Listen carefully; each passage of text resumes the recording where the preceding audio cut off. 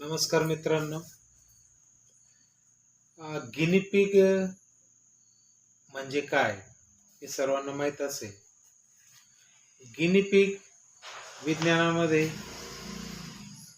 एखाद्या विषयासंदर्भात प्रयोग करायचा जर असेल तर उंदरावरती, बेडकावरती, प्राण्यांवरती प्रयोग केले जातात. ॲलोपॅथीचे काही औषधं असेल किंवा वॅक्सिन असेल तर ह्या प्राण्यांवरती प्रयोग केले जातात. त्या प्राण्याला गिनीपिग म्हणतात.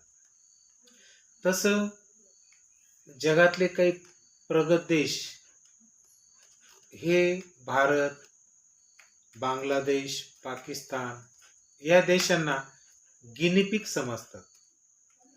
त्यांना काही अशा ॲलोपॅथी किंवा इतर काही असं शोधायचं असेल, नवीन शोध लावायचा असेल, त्याचा वापर करून पाहायचा असेल तर ह्या राष्ट्रांना ते टार्गेट करतात, गिनीपिग समजतात. झालं काही, इथले लोक एक्सपायर झाले, त्यांना काय वाटत नाही त्याचं, आणि चांगला रिझल्ट आला तर मग जगामध्ये त्याचा वापर करतात. सांगायचा मुद्दा असा की गुजरातमध्ये 2009 मध्ये असाच एक प्रयोग केला गेला वॅक्सिनच्या संदर्भामध्ये. आता त्या वॅक्सिनचं नाव तुम्हाला सर्वांना ठाऊक असेल. बऱ्याच राज्यांमध्ये ते वॅक्सिन दिलं गेलेलं आहे 14 वर्षाच्या आतील मुलींना. तर त्याचा प्रयोग गुजरातमध्ये केला गेला. ज्या आदिवासी मुली होत्या 3000 मुलींवरती प्रयोग केला गेला आणि त्यातल्या 7 मुली ऑन दी स्पॉट जागेवरतीच एक्सपायर झाल्या. नंतरच्या काळात त्या राहिलेल्या मुलींना अनेक प्रॉब्लेम आले. कित्येकांना कॅन्सर झाले, गर्भाशयाचे आजार झाले त्या मुलींना. हे नेटवर तुम्हाला ते सर्व मिळू शकतं. आणि ही जी कंपनी होती तर ही कंपनीवरती अमेरिकेमध्ये 25च्या आसपास कोर्टामध्ये खटले दाखल आहेत. त्या कंपनीने जाहीर केलेलं आहे की या वॅक्सिनचा साईड इफेक्ट होऊ शकतो. 2.3% साईड इफेक्ट होऊ शकतो. आता कंपनी कोणती असो, किती खरं बोलते हे आपल्या सर्वांना माहीत आहे. आणि जर हा साईड इफेक्ट झाला आणि आपल्याच मुलाला ते भोगावं लागलं तर किती पश्चातापाची वेळ येऊ शकते. तर माझं मत या ठिकाणी आहे, असं कुठलीही घाई न करता योग्य निर्णय घ्या. शरीर आपलं आहे, मुलं आपले आहेत. आपल्या शरीरामध्ये काय टोचून घ्यायचं हा आपल्याला हक्क आहे.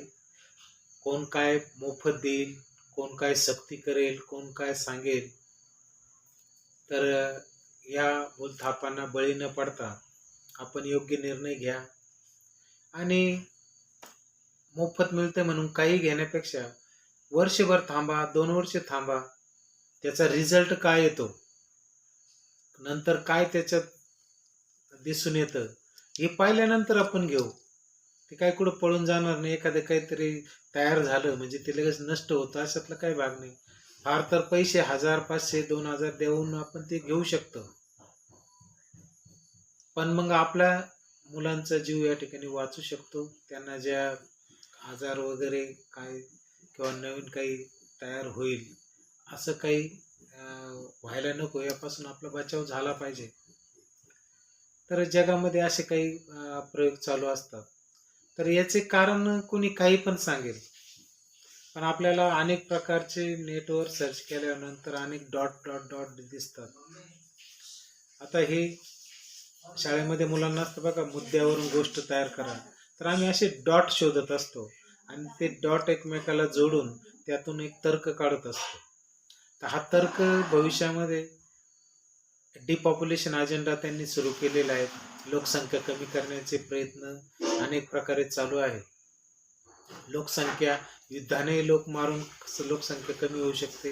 वेगवेगळ्या प्रकारचे वॅक्सिन देऊनही लोक या ठिकाणी हळूहळू नष्ट होऊ शकतात.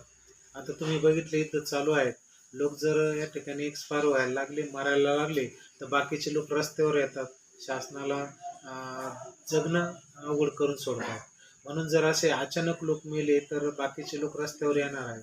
म्हणून असे काही त्यांना दिलं जातं की ते हळूहळू हळू टप्प्याटप्प्याने लोक नष्ट होत असतात. याचा एक तर्क असाही निघतो की आता तुम्हाला माहित आहे, प्रयोगशाळेमध्ये सुद्धा मुलं जन्माला येतात, असे प्रयोग पण सक्सेस केलेले आहेत. तर भविष्यामध्ये जर असे मुलींचे गर्भाशय खराब झाले